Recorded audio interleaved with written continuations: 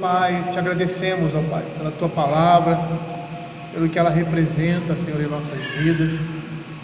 O apóstolo Paulo diz que nós temos que transformar a nossa mente, Senhor Deus, para experimentar a boa e perfeita, agradável vontade de Deus e não mudar a nossa mente ao mundo presente. E somente quem tem esse poder para transformar, Senhor Deus, o nosso pensamento e moldar a nossa mente, a mente de Cristo, Senhor Deus, é o Espírito Santo por meio da Tua palavra. Por isso queremos pedir ao Senhor, na exposição da Tua palavra, que o Senhor fale ao coração da Sua igreja. Que o Senhor esteja, Senhor Deus, nos ensinando através da Tua palavra, nos disciplinando e nos dando instrução, para que possamos temer ao Senhor de todo o nosso coração. Que Teu Espírito Santo esteja trabalhando em nossas vidas, tendo misericórdia de nós, Pai. É só isso, Senhor, que pedimos. A Tua misericórdia, a Tua graça, Senhor Deus, que nos foi dada por meio de Cristo. É o que nós pedimos, ó Pai, é o que eu te peço, Senhor Deus, em nome de Jesus. Amém. Queridos, vamos abrir a palavra do Senhor no livro de Provérbios, capítulo 13, agora os versos 16 e 17.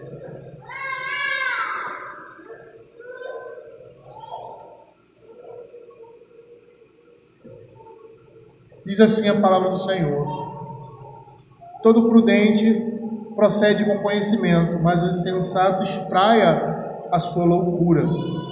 O mau mensageiro se precipita no mal, mas o embaixador fiel é medicina. Nós vimos na semana passada, no verso 15, que quem aceita o ensino que vem da palavra de Deus tem boa inteligência e bom julgamento. A boa inteligência consegue favor, mas o caminho dos perversos é intransitável. E o verso 15, ele é apresentado a partir do verso 14. O ensino do sábio é fonte de vida. Então, quem aceita esse ensino que vem da palavra de Deus tem boa inteligência e tem bom julgamento. É essa conclusão que esses versos vão nos apresentar. E não só isso, que serão recompensados com favor diante dos homens, diante de Deus e diante dos homens. É o que o verso 15 vai nos dizer: a boa inteligência consegue favor, mas o caminho dos pérfidos é intransitável. Ou seja, por outro lado, os que seguem outro caminho, que não o caminho da palavra inspirada, lembram que essa tradução que nós usamos lá no verso 13, o que despreza a palavra inspirada, ela se penhora, mas o que teme o mandamento é galardoado. Então, a ideia aqui é que aqueles que seguem outro caminho, que não da palavra inspirada, produzem um caminho de destruição, que estão caminhando para a morte. E aí, dentro desse contexto também, nós vimos que aquele que dá atenção à instrução da palavra de Deus e bebe dessa fonte, adquire uma percepção moral tão aguçada e uma ação tão apropriada, como ele caracteriza ali por boa inteligência ou bom julgamento, que consequentemente vai obter o favor de Deus e da humanidade. E aí nós vimos que nessa oposição, que a prudência e o caminho dos pérfidos, ou seja, o bom julgamento, a boa inteligência, a prudência e o caminho dos pérfidos, eles são incompatíveis. A Escritura está dizendo que os ímpios, os insensatos, aqueles que desprezam a palavra de Deus, jamais alcançarão um bom julgamento. Jamais alcançarão a prudência advinda da sabedoria da palavra de Deus. E aí nós vimos alguns exemplos desse fato de que os homens que temem a palavra do Senhor conseguem o favor de Deus, isso é claro, e consequentemente dos homens. Aí nós falamos de José, nós demos o exemplo de Samuel, Davi, Daniel e seus amigos, do apóstolo Paulo e do próprio Cristo. Aqui no verso 16, da mesma forma que a prudência é incompatível com o comportamento dos ímpios e insensatos, nós vamos perceber que o homem piedoso Aquele que Provérbios chama de sábio é aquele que procede com conhecimento e seus caminhos mostram que ele segue a instrução divina.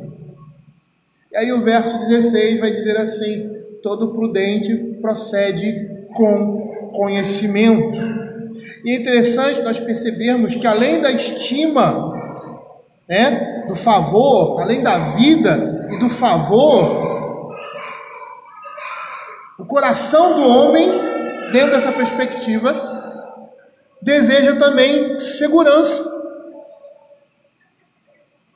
E aí você vai perceber que esse provérbio ele vai contrastar toda a pessoa prudente, sem exceção, com a pessoa estulta, com um insensato. Todo prudente procede com conhecimento, mas o insensato espraia a sua loucura. Ou seja, a pessoa sensata, ela vai se proteger por meio do conhecimento, ou seja, ela vai agir por meio do conhecimento da palavra de Deus.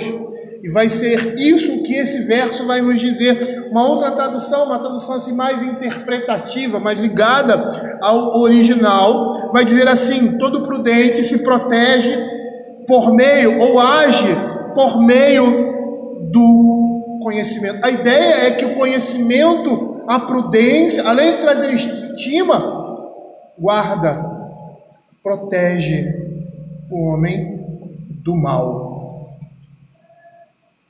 E aí esse conhecimento, ele vai incluir ver o perigo antecipadamente e se refugiar, fugir dele, tomar um outro caminho. Abra Provérbios capítulo 22, verso 3.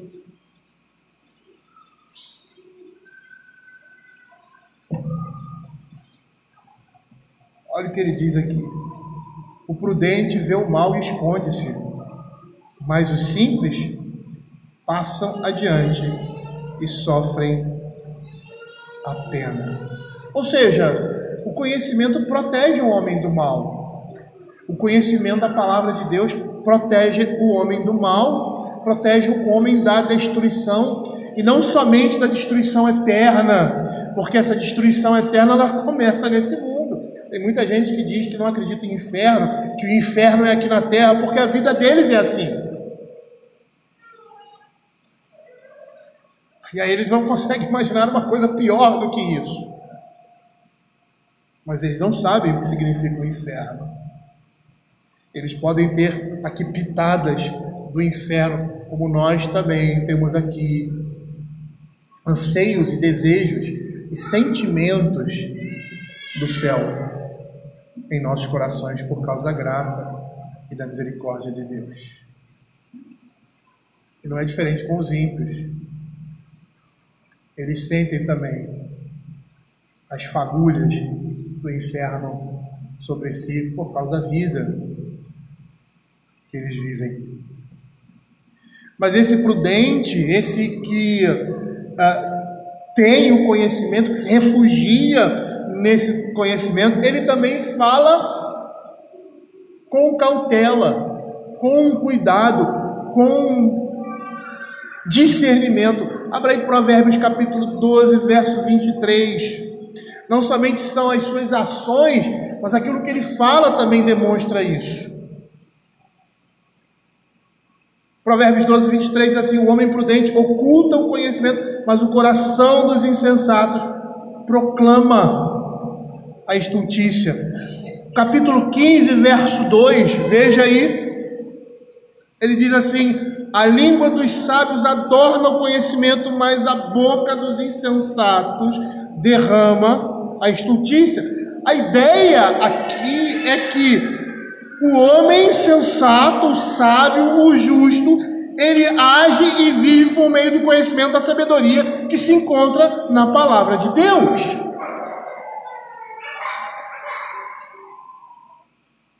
E uma coisa que nós precisamos entender é que nesse mundo nós estamos em constante aprendizado. A palavra de Deus ela tem que ser o nosso manual, o nosso norte. E que nós precisamos conhecer, não existe alguém ou alguma pessoa que não tenha a necessidade desse conhecimento, de conhecer a Deus mais e mais, porque atingiu um estágio de sabedoria e de conhecimento que não tenha mais necessidade. Quantas vezes nós temos a necessidade de ouvir aquilo que já sabemos, de voltar a determinados comportamentos que nós tínhamos, que perdemos, nos esquecemos, às vezes deixamos passar.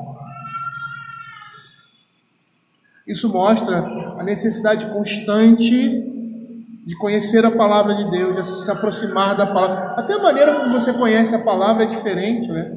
Nos estágios da sua vida. Parece que aquilo que você conhecia, agora ele toma um outro significado, não diferente do inicial, mas você consegue compreender aquela verdade ou aquilo que Deus exige de você de uma forma mais completa. E você já não faz pelo instinto, vamos dizer assim. Você já compreende por que agir daquela forma. E é isso que esse texto vai dizer, que o homem ele age, o homem sábio vive por meio desse conhecimento, dessa sabedoria que só pode ser encontrada na palavra de Deus. Por isso os crentes, os santos vão buscar refúgio e se protegem de determinadas coisas na sua vida por meio desse conhecimento. É interessante o que Bruce Waltke fala a respeito disso. Ele vai dizer assim: por causa desse conhecimento, por causa desse entendimento, os santos eles vão buscar refúgio e se proteger ao não andar com alguém que se diz irmão ou irmã, mas que vive de forma imoral.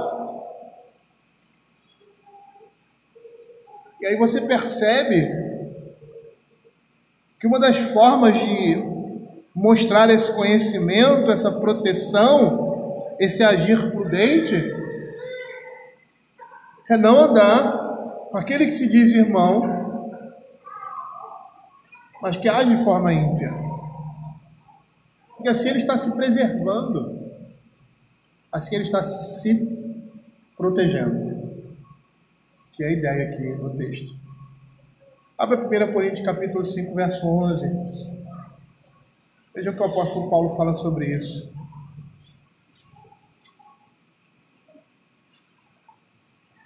Ele diz assim: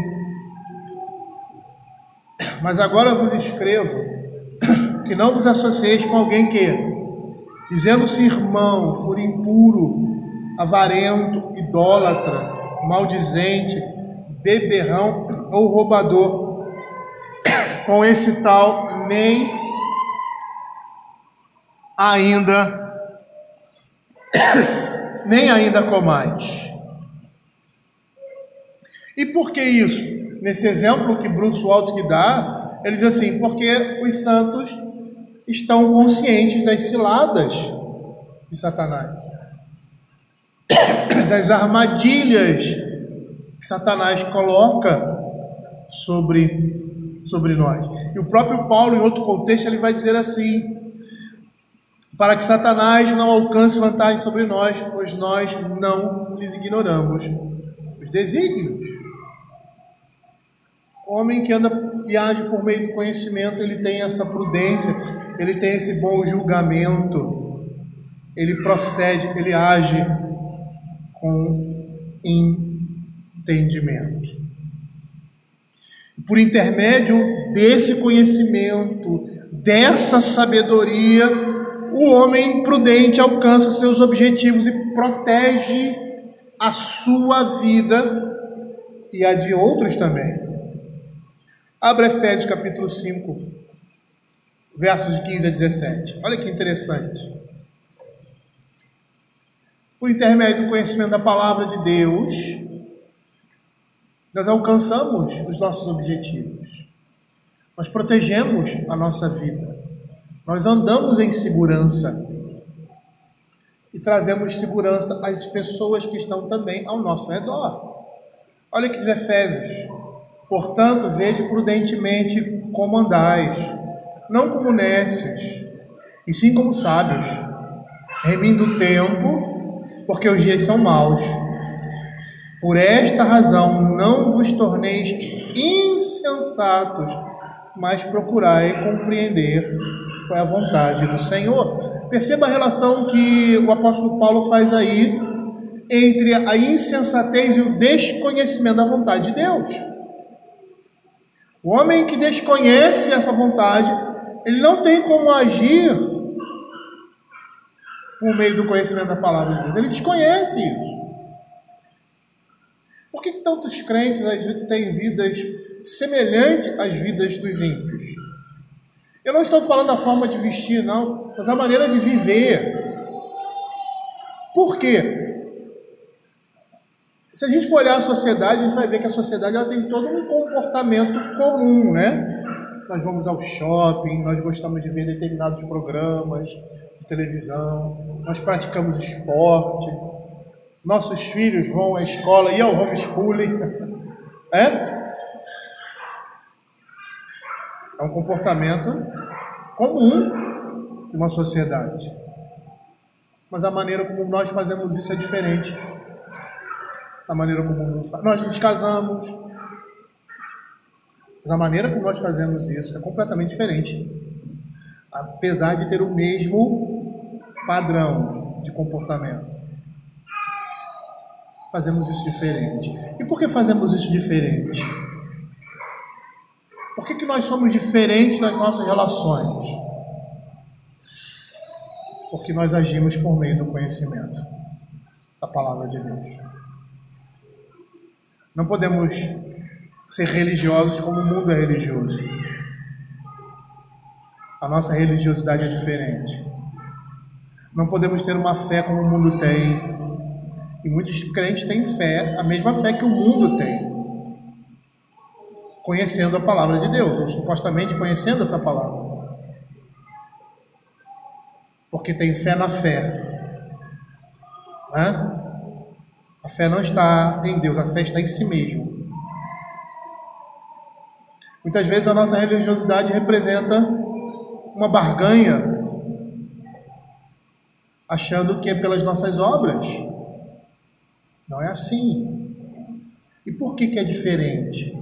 Por que os mesmos comportamentos se manifestam de forma distinta? Porque o nosso conhecimento a respeito dessas coisas é diferente. O homem jura fidelidade à sua esposa. O homem crente jura fidelidade ao Senhor. Consequentemente a ela, mas ao Senhor. A fidelidade no matrimônio, tanto de um homem quanto de uma mulher, não está no outro. Está no Senhor.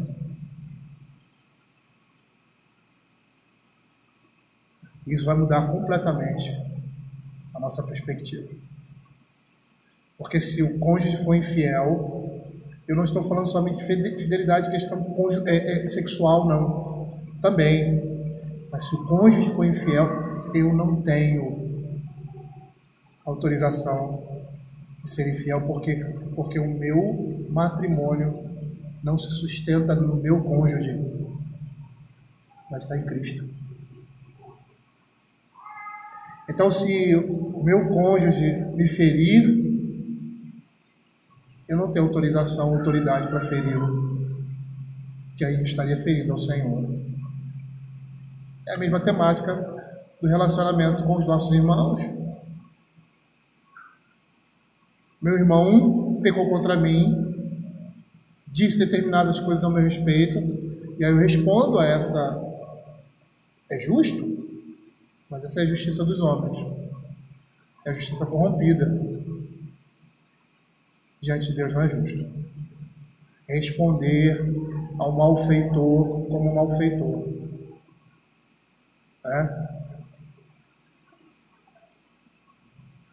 Dar na mesma proporção.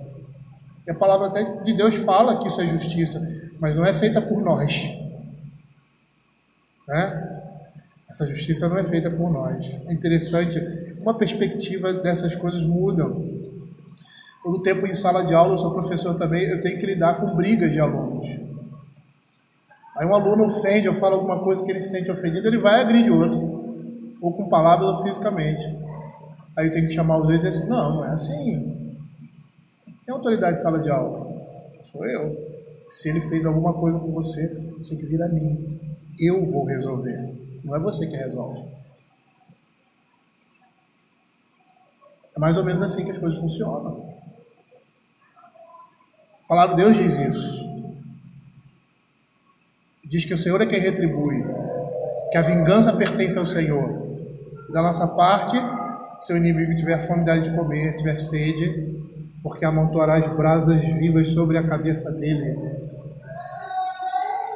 Juízo sobre ele, mais ainda.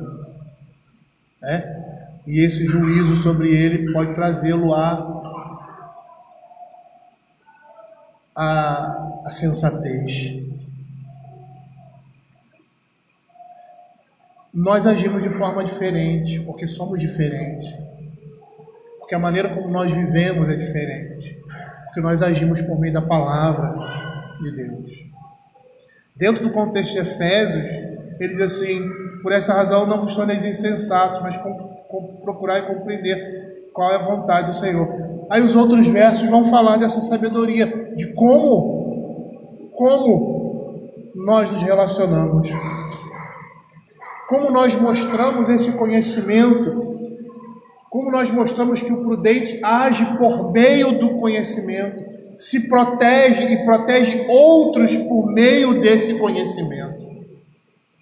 Aí você tem lá, as mulheres devem se submeter aos seus maridos no Senhor, os maridos devem amar as suas esposas. E por que a Escritura diz isso? Porque existe uma maldição sobre o homem. E que maldição é essa? A maldição sobre o relacionamento do homem e a mulher é quando a mulher agir de forma indevida ou usurpar o lugar do homem, ele se levanta violentamente e a domina. É isso que diz em Gênesis. Essa é a maldição do pecado. Mas o que a palavra de Deus diz? O que o Evangelho vai dizer?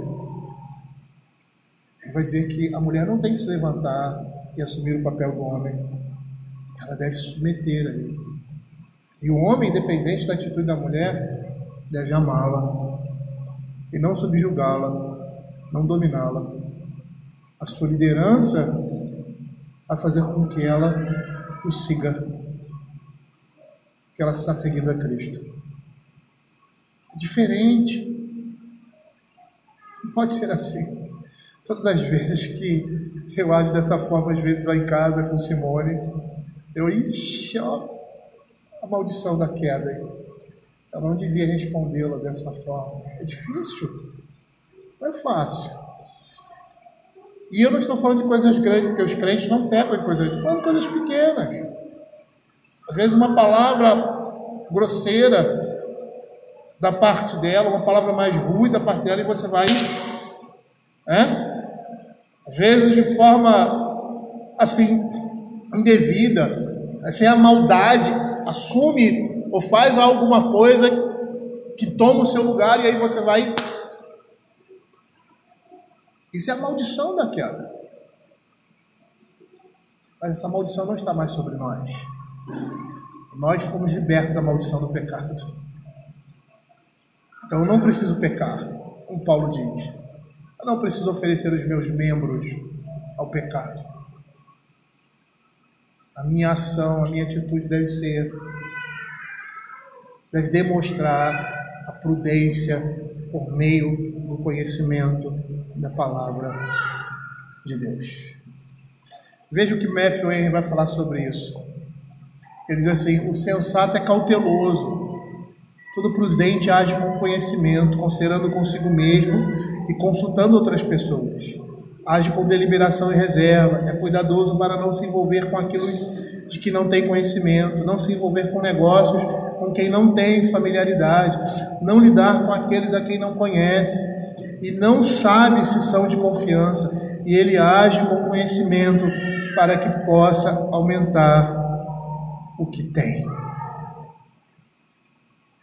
Essa é a marca do homem sábio. E é interessante porque ele vai dizer que o contrário é o comportamento de um homem ímpio, de um homem que não conhece a Deus. É interessante que a gente se olha aqui, a gente vê dos dois lados, né? A gente vê que temos atitudes de sabedoria, mas vemos também que temos atitudes de insensatez, de tolice. E aí a Escritura está dizendo, nós que somos sábios, devemos andar por esse caminho. Se agimos com imprudência ou de forma que não seja compatível com a sabedoria de Deus, nós precisamos reformar esse caminho e voltar para o caminho anterior, porque nós somos assim. Precisamos ser lembrados disso, precisamos ser avisados dessas coisas, para nós cairmos em opa, peraí, esse não é o caminho que eu deveria andar. Vamos voltar ao caminho original. Isso mostra a necessidade de todos nós. É interessante aqui quando ele fala sobre conhecimento. Essa palavra no original ela tem o sentido de algo de natureza experimental e pessoal. É um conhecimento que você adquire por meio da experiência, algo não subjetivo, mas pessoal. E ele está se referindo à palavra de Deus, porque esse conhecimento também pode se referir ao conhecimento dessa palavra, muitas vezes é usada, se referindo ao conhecimento de Deus, que é o caso aqui. E que conhecimento é esse, quando se refere ao conhecimento de Deus? É um conhecimento derivado dos acontecimentos históricos em que Deus dá provas de si e se revela, ou seja, é a palavra de Deus revelada. E esse conhecimento, ele tem de ser ensinado a outros. E o contexto aqui é bem claro. Esse conhecimento representa a palavra inspirada, representa o mandamento, representa a instrução divina, que deve pautar o meu caminho, a minha ação. E essas coisas trazem para nós proteção. Você quer proteger o seu filho do mal? Faz o que Salomão está dizendo aqui. Porque ele está falando, inicialmente, é uma carta endereçada aos filhos de Israel. A ideia aqui é de que o seu filho está saindo de casa e ele está dando as instruções últimas, finais para o seu filho. É Deus falando ao seu povo, na pessoa de Salomão. É o Espírito Santo instruindo a igreja, os seus filhos, que nós temos aqui, na imagem de Salomão, com relação a seu filho ou seus filhos, instruindo-os no melhor caminho. Agora eles vão andar sozinhos, agora eles vão andar pelas próprias pernas, e ele precisa perceber e entender que o caminho que ele tem que andar é esse. É nesse caminho que ele deve percorrer, não é um outro caminho. E que caminho é esse? É a palavra de Deus. Nós estamos buscando conhecimento em tudo quanto é lugar, né? E todo lugar é um lugar de conhecimento, se a gente for filosofar, né? Dar uma de filósofo aqui. Todo lugar é um lugar de conhecimento, é um lugar de aprendizado. E quando Deus criou as coisas, Ele não deu conhecimento de tudo que Ele criou ao homem, mas Ele deu capacidade para o homem descobrir as coisas criadas. Ele deu inteligência ao homem para caminhar nesse mundo e ver nas coisas criadas a mão do Criador. O homem perdeu, de uma certa forma, isso, com a queda. As pistas estão, né? Aquela brincadeira que você brinca com seus filhos, né? Eu já brinquei muito com os meus filhos. Bota a pista, ah, tá quente, tá frio. Eu mesmo já brinquei quando criança. Tá quente, tá frio, tá quente. Ah, pegou, achou e tal. Mais ou menos assim, Deus coloca as pistas, nesse mundo, para que você conheça, para que o homem conheça o mundo que ele vive. Mas ele quer conhecer esse mundo que ele vive, ele quer viver nesse mundo. E aí eu não estou falando somente de ciência, eu estou falando de tudo, conhecimento como um todo, sem aquele que o criou, sem o fundamento, sem a base, sem a estrutura. Ele vai chegar, mas vai chegar no mesmo local, no mesmo destino? Não vai. Ele vai chegar num destino diferente, com as mesmas ferramentas. Por isso que você diz aí que o mundo foi uma explosão, veio do macaco. Aí não é do macaco, é o elo perdido, é o elo perdido entre o homem e o animal, sei lá o que. A evolução. Eles estão pegando as coisas que Deus está colocando, mas não tem o fundamento. Aí eles vão cair nisso aí. E vai ser de mal para pior. E é interessante que os grandes avanços da ciência e conhecimento que o homem teve na ciência, a maioria deles foram por homens crentes, que criam em Deus, que entendiam que esse mundo foi criado, que existe um Deus todo-poderoso por trás dele, que não só o criou, mas o sustenta.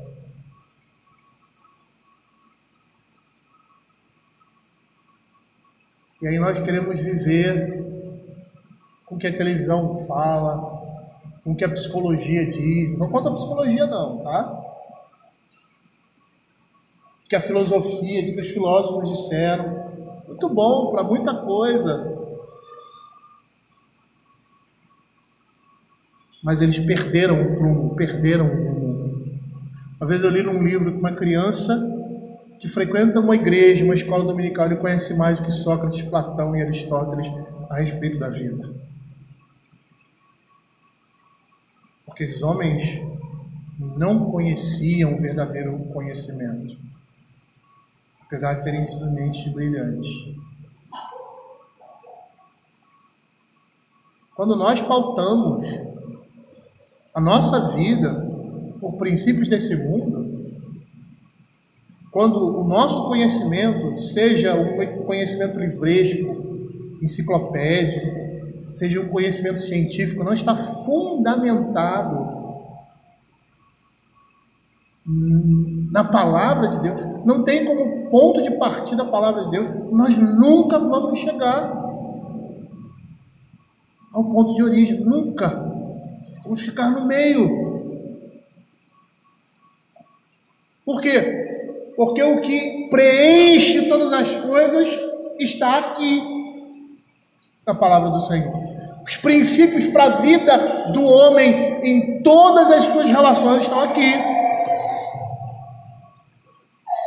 Você não precisa buscar em outro lugar. Aqui, na palavra, no conhecimento da palavra de Deus, no conhecimento de Cristo, no conhecimento da revelação da palavra de Deus.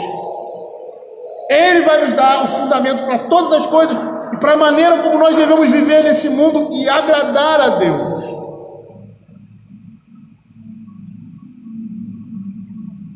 Por isso que ele diz, todo prudente procede, age por meio desse conhecimento.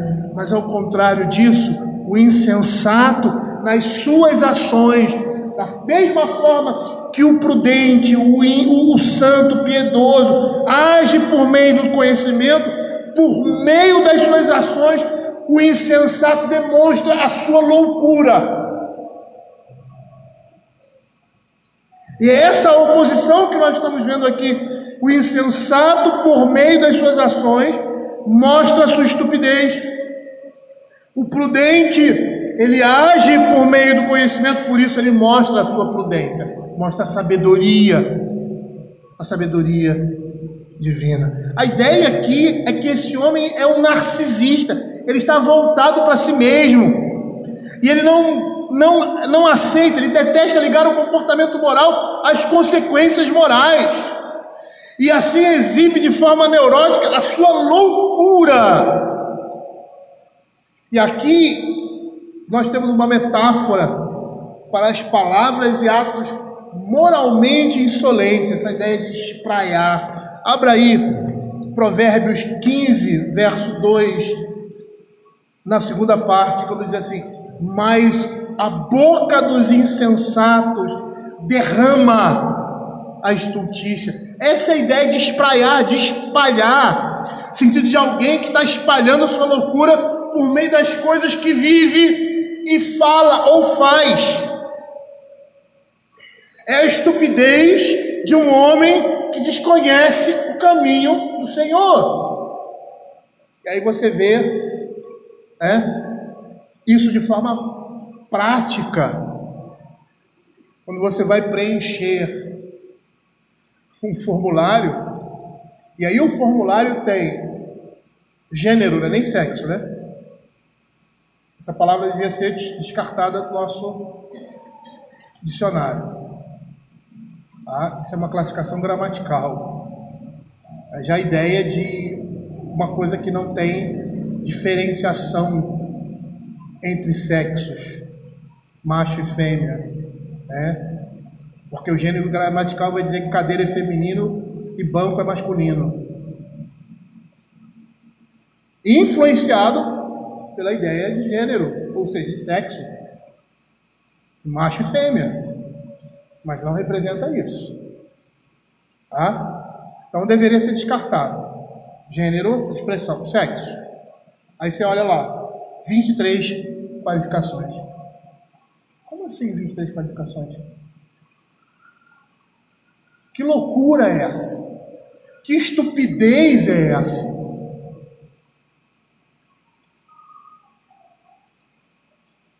Dizer que o homem não nasce homem, a mulher não nasce mulher.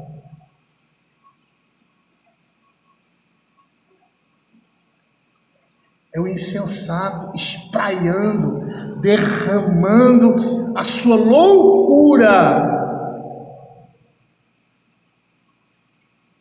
Como não há criação? Como Deus não criou? A coisa explodiu. O que existe na natureza por si só? Que estupidez é essa? Que loucura é? Que engenhosidade estúpida é essa? Eu poderia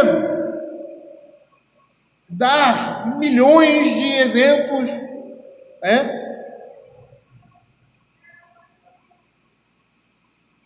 tanto nas ciências sociais, como em outras áreas da ciência, a estupidez do homem.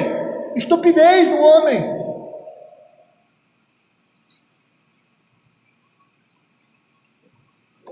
Abra Isaías 59, verso 8.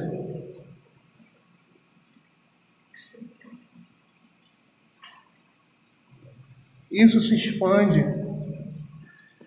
para todas as áreas da vida do ser humano. Olha o que ele diz: desconhecem o caminho da paz, não há justiça nos seus passos. Fizeram para si veredas tortuosas, quem anda por elas não conhece a paz. Nós achamos que o conhecimento religioso não tem nada a ver com o conhecimento científico. Isso é uma grande mentira, porque Deus é o Deus da criação. Desconsiderar todas as coisas, as outras coisas. O nosso conhecimento vai ser envezado, sempre será envezado, quando nós não consideramos Deus como fundamento de todo conhecimento. Agostinho dizia que toda verdade é verdade de Deus. Toda verdade é verdade de Deus, porque Deus é o Deus da verdade. E porque Ele é o Senhor de toda a criação. Então, qualquer afirmação que o homem faça que esteja compatível com a realidade criada é uma verdade de Deus. E aí nós vamos perceber que não há meio termo. Não há meio termo. Olhando a Sanira ali e o Rafael, né? Que são advogados. Tem outros aqui também, né? tem o Marcos, isso eu estou lembrando agora, a Natália, né? Mas tem outros aqui também. Vai desculpar vocês aí, mas o direito se tornou uma completa estupidez. Completa estupidez. E aí você vê determinadas coisas que você, como isso é justiça, isso é direito? E por quê? Por causa da ausência de Deus. Porque Deus é justiça. Muitas das questões legais que nós temos são percepções e conclusões que são tiradas da palavra de Deus, da justiça de Deus. Não existe um livro onde a legalidade e a justiça se manifestem tão claramente e de uma forma tão acertada como a palavra de Deus. E quando esses princípios eles são lançados sobre a sociedade, por mais que elas criem leis, eles precisam criar leis, né? Para os relacionamentos humanos, para as coisas novas que surgem, mas o princípio está lá, aqui, na palavra de Deus. Mas por que o direito, por que a filosofia, por que a sociologia e por que até mesmo a religião se distanciam tanto da realidade? Da realidade em que eles querem apresentar justiça, fé, porque eles consideram o fundamento principal de todas essas coisas: Deus. A palavra de Deus. Ela deve ser o guia de todo e qualquer conhecimento. É o fundamento de todos eles. Mas não há meio termo não, gente. Não há meio termo. Os homens criam leis, criam comportamentos, geram, né?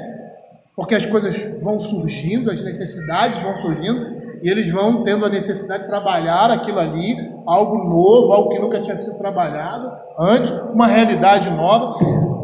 Se a gente for ver, não existe realidade nova, né? Mas tudo bem, não vamos por esse campo aí não. Tá? Mas aonde eles vão pegar os princípios para lidar com aquela situação? Na palavra de Deus. É a palavra que tem que ter fundamento. Que tem que dar esse norte, tem que dar esse fundamento. Homens voltados para a justiça, para o direito, para a sabedoria que a palavra de Deus nos expõe e aplicar isso na vida da sociedade. Porque é isso que a palavra de Deus vai dizer, que o homem que tem conhecimento, que o homem que vive por esse conhecimento, ele abençoa a comunidade. Por quê? Porque a justiça não está baseada na justiça dele, mas na justiça divina.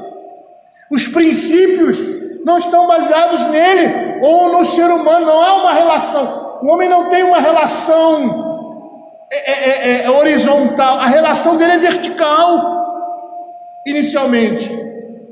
Sendo essa relação vertical inicialmente, ele tem deveres para com Deus, que vão se manifestar, consequentemente, para com o seu próximo. Não é uma relação unilateral, é uma relação vertical. Mas os homens olham a sociedade e veem que a sua relação é uma relação horizontal, é entre eles e eles. Não é entre os homens, é entre o homem e Deus. E aí, quando a relação do homem é entre o homem e Deus, a perspectiva vai mudar. Até mesmo na consideração, no cuidado e no trato para com o meu próximo. Por isso que o conhecimento de Deus vai abençoar uma comunidade. Porque o homem não vai olhar para si, ele vai olhar para o seu Criador. Ele não vai olhar para as suas necessidades, ele vai olhar para as necessidades que ele tem diante de Deus e as suas responsabilidades nesse mundo. A perspectiva muda. Ou nós seguimos esse caminho, ou seguimos um outro caminho. Não há meio termo. Não há meio termo. Quando eu digo que a sociedade, ela sempre foi influenciada pela palavra de Deus, de forma direta ou indireta, é assim que a coisa funciona. Quando o homem ele tenta se desvincular da palavra de Deus, e ele está preso a essa palavra. Quando ele tenta se desvincular da palavra de Deus, ele está trazendo cada dia mais sobre si juízo. Ele está trazendo sobre si cada dia mais mal a si mesmo e à comunidade, à sociedade. E aí, quando ele se distancia da palavra de Deus, qual é a sabedoria ou qual é o princípio que ele está utilizando aqui? É o princípio da palavra? Dá um exemplo. Antigamente, o homem era obrigado na lei a ser provedor do lar. Quando havia uma separação, porque o divórcio era uma coisa que não existia, pelo menos no nosso país e em muitos outros. Você poderia se desquitar, mas não divorciar, porque o divórcio daria o direito ao novo casamento. Isso lá atrás, década de 60, 50. Aí o que acontecia? O cara separava, ele era provedor, ele era responsável de manter a sua família. Hoje em dia já não é assim. Hoje em dia já não é assim. Eu conheço um casal que separou, o juiz disse para a mulher, que estava com uma menina que não trabalhava, já havia trabalhado, largou o emprego para cuidar da filha, casou com um homem descrente, aí esse homem a largou, disse assim: você tem condições de trabalhar, arruma um emprego. E o marido a abandonou, tá? E por muito tempo não deu nada a ela. Nada. Pois ela conseguiu uma pensão para a filha, não para ele, que ele também não era regular.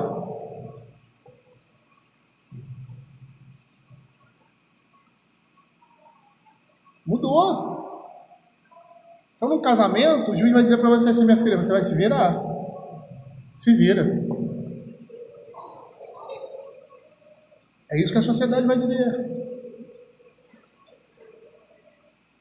E o pior, você vai ver mulheres dando pensão para homens. Pior. E por que isso? Porque eles se distanciaram da palavra de Deus. Porque os princípios desse mundo não são. A sabedoria está sendo usada aí de igualdade, né? Homens e mulheres são iguais. Não, não são iguais. Não são iguais, são diferentes. Em determinadas circunstâncias, eles devem ser tratados iguais. Mas em outras circunstâncias, não. Não pode, não dá. Aí a sociedade está se chocando com isso. Aí você vê esse tipo de coisa no esporte. Olha que lindo. Homens que se transformam em mulheres estão sendo os campeões dos esportes femininos. Por quê? Porque ele disse que agora sua mulher é tratada como mulher, mas o seu corpo não está dizendo isso. Coisa linda, né? Maravilhoso. Maravilhoso. O que é isso? Sabedoria do homem. Justiça do homem. Abra aí Tiago capítulo 3, versos 13 a 17.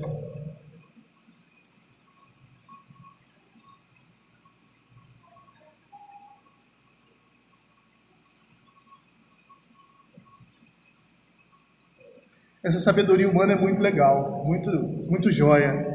Uma vez eu estava lendo um artigo, não sei se eu li esse artigo ou ouvi isso num documentário, que na China você não pode ter mais de um filho, né? Você até pode, mas você paga imposto e tal. Pelo menos era assim antigamente. E aí eles chegaram à conclusão que se continuassem assim, porque não tinha primo, né? Não existia primo. Se eles continuassem assim, não sei quantos anos, a maior população do planeta ia deixar de existir. Sabedoria do homem. Aí eles estão tentando inverter essa situação. Mas está difícil, né? Porque eles foram moldados por esse pensamento. Quem tinha mais filho pagava mais imposto, então perdia determinados privilégios, vamos dizer assim, que o Estado concedia, saía na pior. A sabedoria aí do homem, extinguindo uma nação, um povo. Olha o que a Escritura vai dizer: quem entre vós é sábio e inteligente, mostre em mansidão aquilo que o livro de Provérbios está dizendo. Todo prudente age, mas o insensato espraia, apresenta a sua loucura por meio das suas ações. Por meio das nossas ações nós mostramos que temos um bom julgamento, que temos prudência. E por meio das nossas ações nós mostramos a nossa estupidez. Mostra em mansidão de sabedoria, mediante condigno proceder às suas obras. Se pelo contrário tende em vosso coração inveja amargurada, sentimento faccioso, nem vos glorieis disso, nem mentais contra a verdade. Esta não é a sabedoria que desce lá do alto, é terrena, animal e demoníaca. Pois onde há inveja e sentimento faccioso, aí há confusão e toda espécie de coisas ruins. A sabedoria, porém, lá do alto é primeiramente pura, depois pacífica, indulgente, tratável, plena de misericórdia e de bons frutos, imparcial e sem fingimento. A sabedoria divina traz paz e traz segurança, ao contrário daquele que vive e age por meio do seu próprio coração. A ideia aqui é desse homem que está exibindo a sua loucura como um mascate, né? Para quem não conhece essa palavra, mas um camelô que expõe ali os seus produtos abertamente diante dos olhares dos homens. Essa é a ideia. Por meio das nossas atitudes, por meio do nosso comportamento, nós mostramos essa loucura, essa insensatez. E isso é característica do homem ímpio, do homem que não tem a palavra de Deus como princípio. E se eu estou agindo assim, ou se eu ajo assim, eu preciso reparar isso imediatamente, mudar esse curso de ação, porque aí eu estarei mostrando que, apesar do que eu aparento ser, na realidade eu sou um tolo, um insensato, um estúpido. E uma das falas que demonstram isso: eu sou assim mesmo. As pessoas entendem, eu sou assim, eu falo a verdade, eu sou assim, eu sou uma pessoa sincera.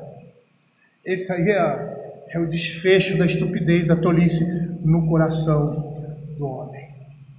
Abra Provérbios capítulo 12, verso 23. Veja como a palavra espraiar, ela está paralelamente sendo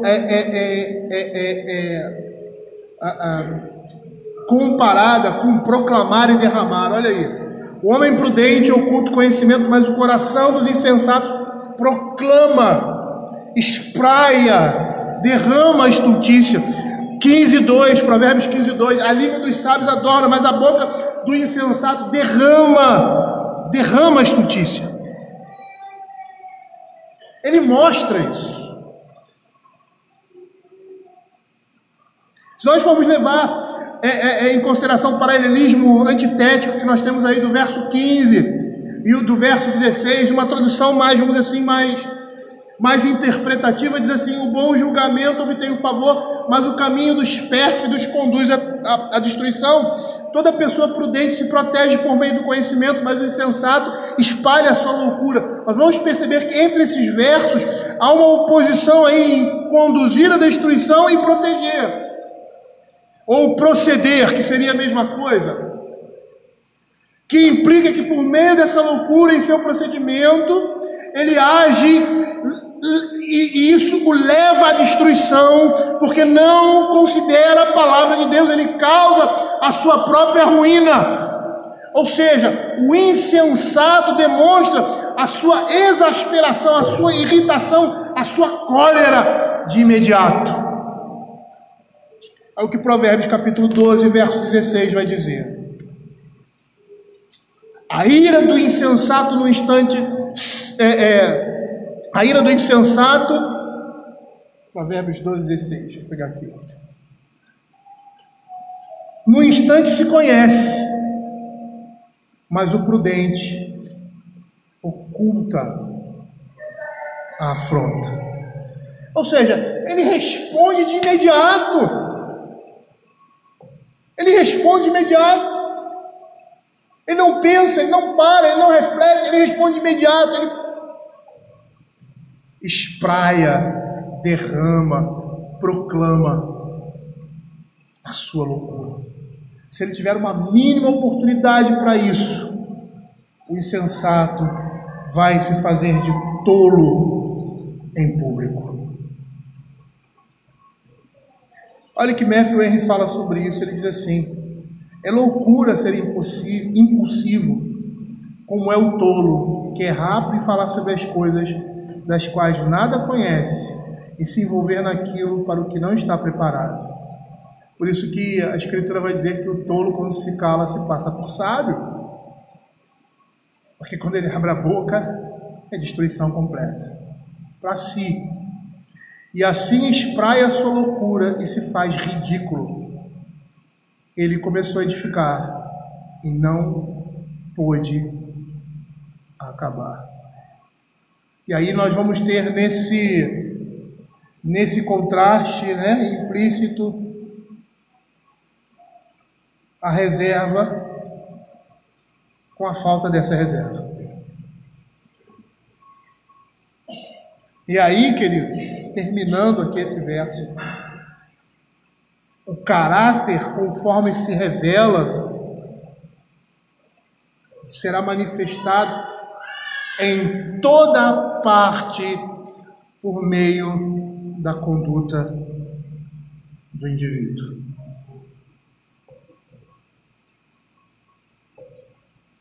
Olha como uma coisa está ligada. Conhecer a palavra de Deus, agir por meio dessa palavra, demonstrar sabedoria. O desconhecimento dela faz com que a sua ação seja uma ação translocada, que vai demonstrar a sua insensatez e a tolice que existe no seu coração. Agora, se você for olhar para dentro de si, você vai ver que você naturalmente é tolo. Naturalmente você é insensato. Naturalmente essa é a nossa condição. O que nos faz ser sábios? É a palavra de Deus. O que nos faz sair da insensatez, da loucura para a sobriedade? É o conhecimento dessa palavra e o ver por meio dessa palavra. A palavra de Deus tem vários exemplos aqui em Provérbios. A palavra branda, desvia o furor, mas a dura suscita a ira. Mais valente é o homem que domina a sua língua do que aquele que conquista uma cidade. Falando para que o homem se guarde e se reserve. Por quê? Porque se ele se abre, o seu coração muitas vezes é revelado. A amargura, o sentimento faccioso, essas coisas que são pecaminosas e que devem ser mortificadas, estão aqui dentro de nós. Como numa digestão, né? Quando a gente digere, vai lá para o estômago, ela fica né? Mexendo aí, suco gástrico daqui e tal, e aquela coisa toda, vamos dissolver isso aí, aquela tensão dentro de você, para que aquele alimento agora se torne parte do seu corpo, ou seja, ele entra nas suas veias, ele é conduzido pelo seu sangue e traz vida. E aquilo que não é bom é rejeitado e jogado fora. É isso que é mais ou menos a vida do crente, é esse conflito dentro de si, essa luta contra a sua própria natureza, que precisa ser mortificada e que não pode ser espraiada, que não pode ser manifestada, que não pode ser apresentada a sua loucura, porque aquilo não representa aquilo que ele é, ou aquilo que o Senhor está fazendo nele. Então ele precisa moldar o seu comportamento, ele precisa agir de conformidade com a palavra de Deus, pedindo a direção do Espírito para mortificar essas coisas da sua vida. E se num desvio de percurso isso acontecer, ele vai mostrar o temor de Deus no coração dele. Ele vai se entristecer pelo pecado. Ele vai buscar o perdão de Deus. E vai tentar restaurar aquilo que ele havia destruído. Até com o próprio dano, em prejuízo de si mesmo, mas para a glória de Deus.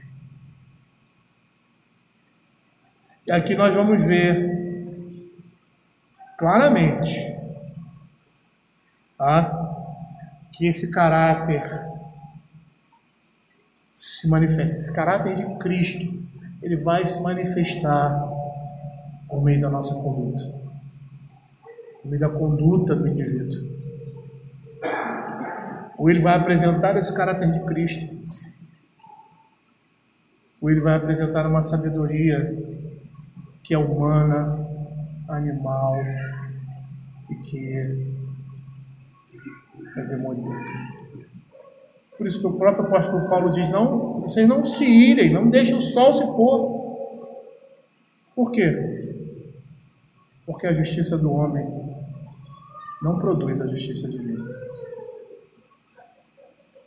São duas coisas completamente opostas. A sabedoria humana não vai reproduzir a sabedoria divina. A piedade humana não vai reproduzir a piedade divina. Eu poderia estender isso aí para toda e qualquer área da nossa vida. Porque o conhecimento da palavra de Deus é aquele que dá vida. É aquele que nós, por meio do qual nós devemos viver. A falta do evangelho faz com que nós nos confrontemos contra a lei, e essa lei nos joga para Cristo. E quando nós somos jogados para Cristo, agora em novidade de vida, nós somos mandados de volta para a lei. Agora não por medo dela ou por terror dela, agora por amar essa lei e querer se conformar a ela. Vamos orar? Vamos orar nesse momento e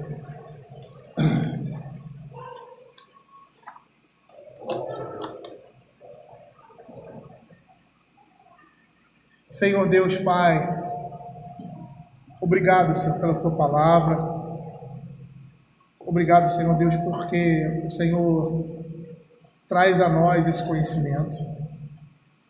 Nós carecemos dele. Nós carecemos também da ação do Teu Espírito, Pai. Nós sabemos que nós não estamos prontos, mas isso não é desculpa. Pelo contrário, isso é mais uma razão para buscarmos a perfeição e apresentarmos essa perfeição em Cristo Jesus. Que o Senhor esteja moldando as nossas vidas, ó Pai. E que o Senhor esteja nos sustentando em todas as coisas, Senhor. Ao olhar a nossa condição, ao olhar, ó Senhor, quem nós somos nesse mundo, a única coisa que podemos fazer é colocar, Senhor Deus, as nossas mãos ali na ponta do altar e clamar misericórdia. Fica com o Teu povo, Pai, é o que nós pedimos, em nome de Jesus. Amém.